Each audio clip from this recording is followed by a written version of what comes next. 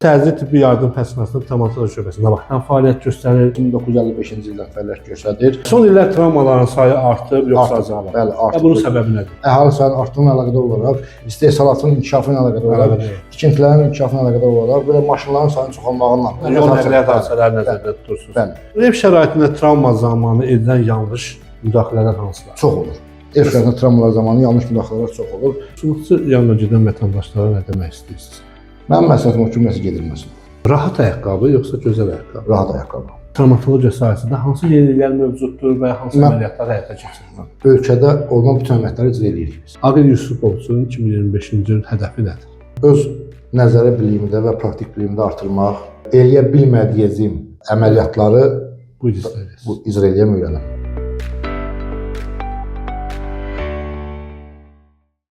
Hər vaxtınız xeyir, hörmətli izləyicilər. Can Həkimi verilişinin növbəti buraxışında xoş gördük sizləri. Bugünkü buraxışımızda Sumqayıt Tibb Mərkəzinin nəzdində fəaliyyət göstərən Təcili Tibbi Yardım Xəstəxanasının Travmatologiya şöbəsinin fəaliyyətindən danışacağıq. Elə bu məqsədlə studiyaya qonaq da dəvət etmişik. Qonağımız Travmatologiya şöbəsinin müdiri, travmatoloq ortoped Aqil Yusufovdur. Doktor, xoş gördük. Xoş gördük. İlk öndə təşəkkür etmək istəyirəm mənə bu verilişə dəvət etdiyiniz üçün. Doktor, ümumiyyətlə Təcili Tibbi Yardım Xəstəxanasının travmatoloji şöbəsində vaxtdan fəaliyyət göstərir, nə qədər kollektivizmlər var, hansı əməliyyatlar və xidmətlər icra olunur? Təcili Tibbi Yardım Xəstəxanasının travmatoloji şöbəsi 1955-ci ildən fəaliyyət göstərir.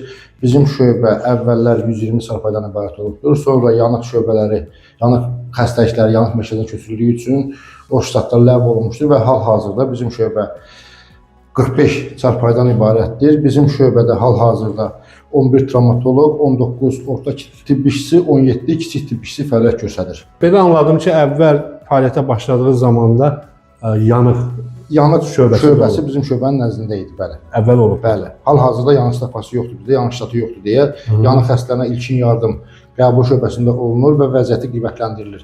Əgər stasionar müalicəyə ehtiyacı varsa, ilkin yardım olub göndərilir Bakı şəhər yanıq mərkəzinə. Ehtiyac yoxsa ambulator şəraitdə müalicəsi davam olunur. Travmatologiya şöbəsinə ən çox hansı müraciətlər daxil olur? Valla bizim şöbəyə mən daha dəqiq desəm, ilk öncə travma haqqında məlumat vermək istəyirəm. Travma nə deməkdir? Ondan sonra o barədə məlumat verək. Travma xarici mühitin orqanizmə birbaşa təsiri nəticəsində orqanizmdə baş verən hansı bir dəyişiklikdir.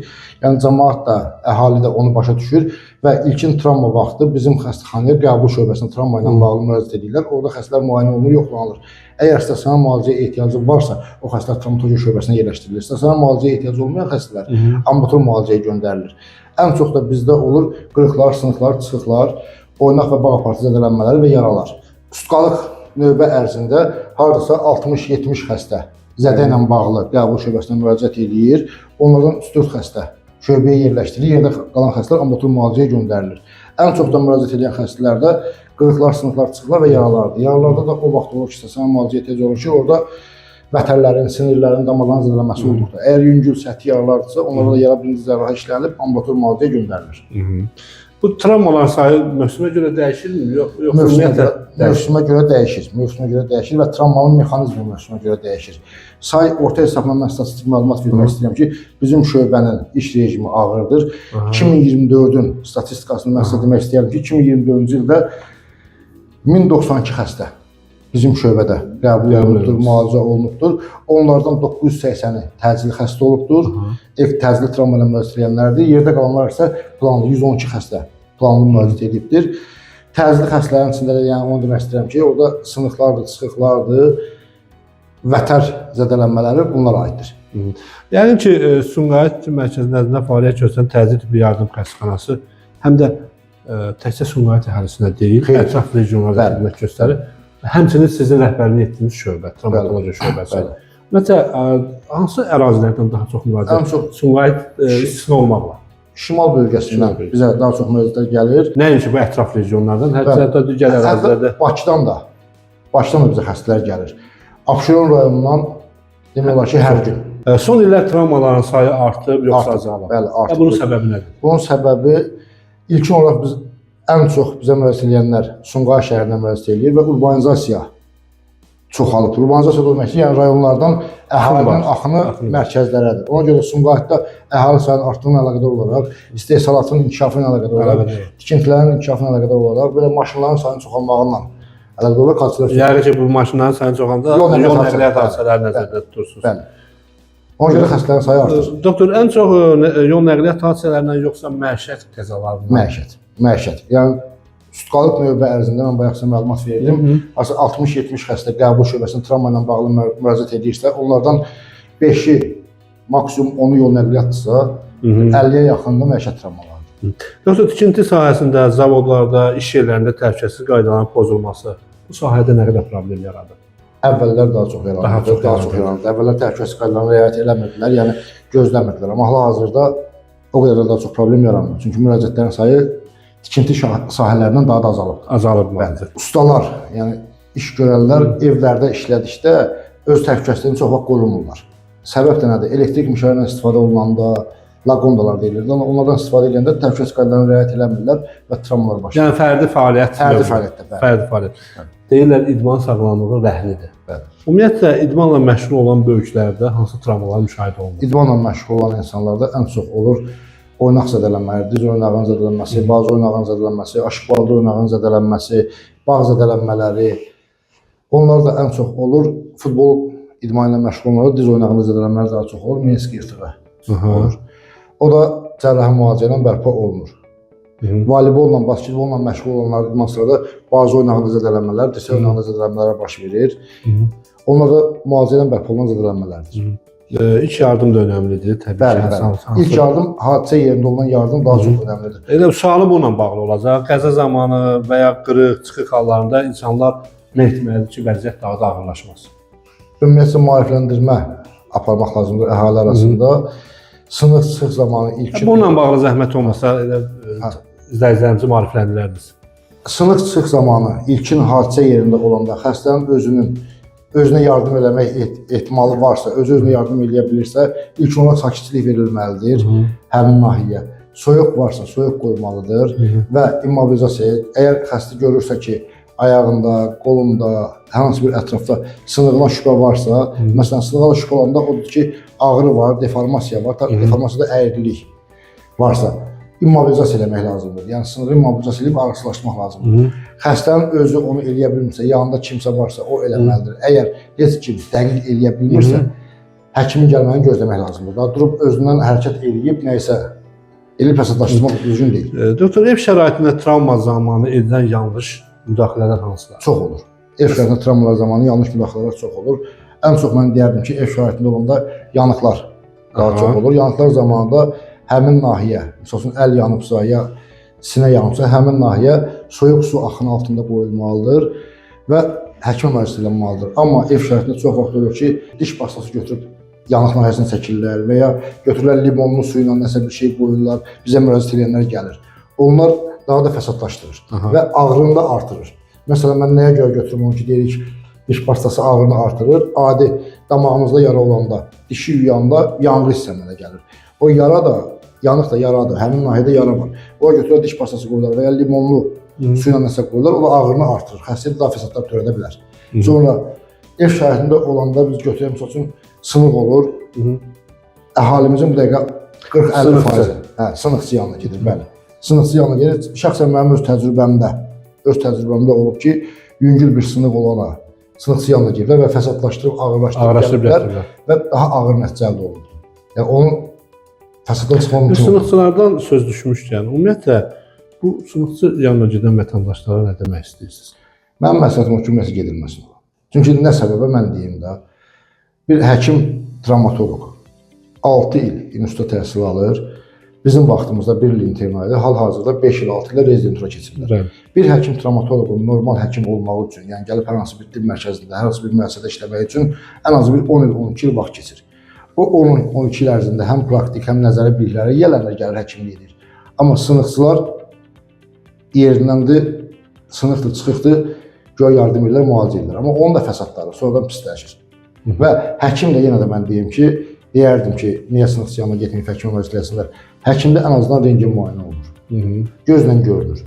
Amma sınıqçı görməyə, orada nə problemi deyə bilər ki? Yəni, sübutlu təbabət. Bəli. Sübutlu təbabət əsas. Bəli. Həm nəzəri, həm də sübutlu təbabət. Profilaktika və sağlam həyat tərzi də çox vacibdir. Bəli. Ümumiyyətlə, sümük sağlamlığını qorumaq üçün Nələri tövsiyə edərdiniz? Qidalanmada, Bəli. vitaminlər, Bəli. fizik aktivlik və s. Deyərdim. Nələr Mən ki, tövsiyə edərdiniz? fiziki aktivlik normasında olmalıdır. Həm o sümük sağlamlığı üçün, həm də əzələ bağ aparatının normal, möhkəm olmağı üçün fiziki aktivlik lazımdır. Qidalanma daha çox üstünlük verilməlidir. Normal qidalarla qidalanmaq lazımdır. Ən çox da mən məsləhət verirəm ki, ağartı məhsullar daha çox yeyilsin. Ağartı məhsulların tərkibində kalsi var, D vitamini var. Onları mən məsləhət verirəm daha çox yeyilsin. Vitaminlərdə, yəni mən bir söz deyim ki, şəxsən mən hər bir adama məsləhət verdim ki, müəyyən yaşdan sonra profilaktika məqsədilə D vitamini və kalsi qəbul etsin. O sümüklərin möhkəmləşsin. Nəyə görə? Sümükdə kövrəklik yaranır müəyyən yaşdan sonra və travmanın, yüngül bir travma nəticəsində daha ağır sınıqlarla təsadüflaşırlar. Yəni onu da mən sizə deyim ki, ən çox yaşlılardan nəyə görə mən onu misal gətirdim ki, müəyyən yaşdan sonra. Mən o sualı verəcəkdim. Əsasən bu yaşlı insanlarda hansı tez-tez sınıqlar baş verir və onların fəsadları nədir? Yaşlı insanlarda ehtiyatsızlıq ucbatından yüngül bir travma daha ağır sınıqlarla nəticələnə bilir. Məsələn, mən misal götürüm ki, yaşlılarda, qadınlarda və kişilərdə yüngül bir travmadan but sümüyünün boynunun sınığı daha çox təsadüf ölür. Və hal-hazırda da bizim şöbədə, travmatologiya şöbəsində demək olar ki, yatan xəstələrin bir 10-15%-i elə but sümüyünün boynunun sınığına gələn xəstələrdir, yaşlı xəstələrdir. Gündəlik də qəbul şöbəsində travma ilə əlaqədar ən azı bir 10-dan 15 dənə but sümüyü boynunun sınığına xəstələr müraciət edirlər. O da yəni orqanizmdə kalsi çatmamazlığından sümük kövrəkliyinə qədər olur. Bu sümük boyunda sınıq əmələ gəlir və onun da fəsadları gəlsə daha pis olur. Ən pis halda da o sınıqlar əgər xəstənin heç bir problemi yoxdursa, cərrahi əməliyyatı götürülüb endoprotez əməliyyatı icra edirik. O da ağır əməliyyatlardan biridir. Doktor, bu ayaqlarınız da bizim əsas bu dayaq sistemlərindən biridir. Rahat ayaqqabı yoxsa gözəl ayaqqabı? Rahat ayaqqabı. Mən o barədə bir dəfə məlumat vermişdim. Rahat ayaqqabı geyinilməlidir, ortopedik ayaqqabı geyinilməlidir. Və qadınlara daha çox məsləhət verərdim ki, dikdaban ayaqqabılardan uzaq olsunlar. O dikdaban ayaqqabı həm ayaq ağrılarını artırır, həm də travmaların sayını çoxaldır. Bəli. Yəni əsas rahatlığa fikir vermək lazımdır. Doktor, bu Azərbaycanda son illər travmatologiya sahəsində bir sıra yeniliklər həyata keçirilib. Sizdə xəstəxanada, təcili tibbi yardım xəstəxanasında travmatologiya sahəsində hansı yeniliklər mövcuddur və hansı əməliyyatlar həyata keçirilir? Mən bir söz deyim sizə ki, hal-hazırda Azərbaycan səhiyyəsi dünya səhiyyəsi ilə uzlaşır. Dünyanın hər bir ölkəsində olunan travmatologiya əməliyyatları mən deyim ki, bizdə Azərbaycanda icra olunur və Sumqayıt da ölkədə olunan bütün əməliyyatları icra edirik biz. Sumqayıt tibb mərkəzində ölkədə olunan bütün əməliyyatları edirik. Və o endoprotez götürəndə endoprotezi biz əvvəl icbari tibbi sığorta olmamışdan qabaqdan endoprotez qoyurduq biz. Lakin icbari tibbi sığorta olduqda, yəni sığorta tərəfindən protez qarşılanır. Əvvəl xəstənin maddi imkanı çoxa imkan vermirdi. 10 xəstədən 2-si, 3-ü protezə gedirdisə, hal-hazırda 10 xəstədən deyəlim 9-u. Yəni bu da icbari tibbi sığorta tərəfindən qarşılanır. Orada da ən çox da maddiyyəti aparan protezdir. Hal-hazırda protez icbari tibbi sığorta tərəfindən qarşılanır deyə bütün xəstələrdə maddiyyət düşünülmür. Xəstələr başlananda hamısı razılıq verir. Yəni endoprotezdə dəşmə əməliyyatı üçün uzağa getmək ehtiyac olmur ki. Tək endoprotez yolandan travmatoloji istənilən əməliyyatlara kənar çıxmağa ehtiyac yoxdur. Sumqayıt tibb mərkəzində də fəaliyyət göstərən xəstəxanalarda bütün travmatoloji əməliyyatlar icra olunur. Doktor, bu peşə travmatoloqsunuz özünüzdə. Yəqin ki, gündəlik bir çox hadisələrlə rastlaşırsınız. Ən yadda qalan bir belə deyək, pasiyentin hekayəsimi, ən çətin əməliyyatınızmı? Ki, bu ən çətin əməliyyat deməzdim, yəni travmatoloji əməliyyatların hamısı çətindir, bizdə hamısı çətindir. Mənim indiyə qədər bu qısa müddətdə, yəni əvvəl növbətçi qalırdım, növbətçi həkim kimi işləyirdim, ilkin xəstələri görürdüm, çox görürdüm. Amma hal-hazırda şöbəmdə olduqda ağır xəstələrlə daha çox rastlaşıram mən və mənim yadımda qalan 2 hadisə haqqında məlumat vermək istəyirəm. Motosiklet qəzasından baldır sümüklərinin açıq sınığı, natamam travmatik amputasiya. Demək olardı ki, ayaq düşmüşdü. Lakin dərdən sallı vəziyyətdə qalmışdı.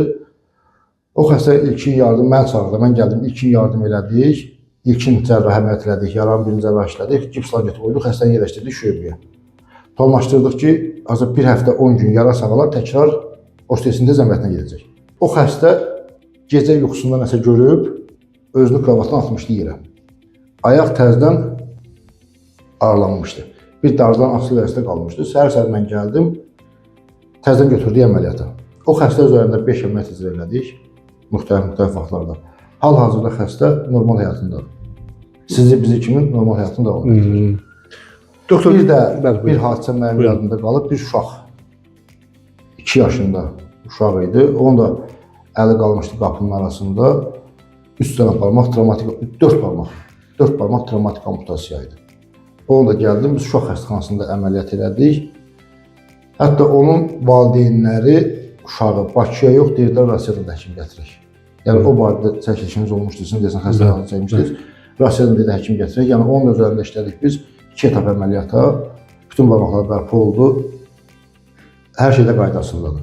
Sumqayıt tibb mərkəzində, öz tibb mərkəzimizdə olunan əməliyyatları deyərdim ki, Bakıda müəyyən həkimlər çəkilib qırağa durduğu xəstələri biz götürüb əməliyyat edirik və müsbət nəticə alırıq. Yəni kənardan o başqa yerdə əməliyyat eləmirlər. Bəli. Bizə gəlir, müsbət nəticə alırıq biz, əldə edirik. Bu iş şəraiti, psixoloji yük baxımından travmatolog olmağın hansı çətinlikləri var? Çox çətin. Çünki hər gün travmalar, belə deyək, elə bir hadisələrdir ki, travmalar hər gün baş verir. Bəli. O hansı çətinliklər? Çox çətinlik var, Quran mənim. Yəni biz növbədə olduq, işdə olduqsa, bizdə psixoloji, fiziki gərginliyimiz çoxdur. Yəni həm gündəlik baxdığımız xəstə sayı çoxdur, həm də travma ağırlığında istənilən halda da, yəni yüngül bir xəstə terapevtik profildən gəlir, deyir, ürəyim ağrıyır, böyrəyim ağrıyır, müalicə alır, gedir. Amma travma biz oturanda biz bilmirik, bizim yanımıza kim gələcək, nə travması ilə gələcək. Olur ki, məsəl üçün çağırırlar acilə, düşürsən acildə xəstəyə baxsan, xəstə gəlibdir, əl yoxdur, ayaq yoxdur. Yəni o gərginliklər, psixi, fizioloji bizi çox yorur. Evdə də olanda bu dəqiqə bizim hər birimizin, yəni mən tək öz adımdan yox, bütün travmatoloqların adından deyə bilərəm ki, hər birimizin beynimizdə o xəstələr fırlanır. Cəmiyyətdə travmalardan qorunmaq və sağlam qalmaq üçün 3 əsas tövsiyəniz olar bizim vətəndaşlara. Ən əsas tövsiyə odur ki, ehtiyatı əldən verməsinlər. Qarlı, buzlu havalarda ehtiyatlı olsunlar. Yaşlı adamlar aktiv hərəkətini çox azaltsın, çox eləməsinlər. Yəni, yüngül bir travmadan ağır fəsadlar əmələ gələ bilərlər. Bir də ki, maarifləndirmək. Maarifləndirmək. Bildilər, bilmədilər, yəni hər hansı bir travma olanda özlərinə bilmədikləri halda yardım eləməsinlər. Doktor, 2025-ci il artıq müəyyən bir hissəsini yerdə qoymuşuq. Bir travmatoloq, ortoped olaraq, yəqin ki, sizin də bu ildə hansı hədəfləriniz var? Aqil Yusupovun 2025-ci il hədəfi nədir? Mən öz nəzəri biliyimdə və praktik biliyimdə artırmaq, çalışmaq ki, yəni eləyə bilmədiyim əməliyyatları icra eləyəm, öyrənəm. Bizim hər bir qonağımıza bir ənənəvi sualımız da var. Bizə təklifiniz nədir? Sizə təklifim elə, mən hər dəfə maarifləndirmə deyirəm. Yəni elə bir verilişlər hazırlayaq və bu verilişləri də sosial şəbəkələrdə daha çox yayılsın, əhalimiz maariflənsin. Bir də ki, çəkilişləri müəssisələrdə də aparmaq. Düzdür, çəkirsiniz, aparırsınız, amma daha da artırmaq. Yerində? Bəli, yerində. Yəni əməliyyata giririksə, əməliyyatdan qabaq xəstələrin vəziyyətinin ağırlığı görülsün, əməliyyat eləyək, əməliyyatdan sonra xəstələrin vəziyyəti görülsün və aktivləşmiş həyatı görülsün. Oldu, təşəkkür edirəm. Minnətdaram gəldiyinizə görə, ətraflı suallarınıza cavab verdiniz. Mən də minnətdaram. Çox sağ olun, mənə dəvət etdiyiniz üçün verilişim. Minnətdaram. Hörmətli izləyicilər, xatırladım ki, bugünkü Can Həkimin buraxışında qonağımız Sumqayıt Tibb Mərkəzinin nəzdində fəaliyyət göstərən Təcili Tibbi Yardım Xəstəxanasının Travmatologiya şöbəsinin müdiri Aqil Yusupov idi. Aqil doktorlar, biz Travmatologiya şöbəsinin fəaliyyətindən həyata keçirilən travmatoloji əməliyyatlardan və xidmətlər söhbət açdıq. Siz də hansısa həkimi qonaq qismində görmək istəyirsinizsə, paylaşımımızın şərh bölməsində qeyd edə bilərsiniz. Çalışın, sağlam olun.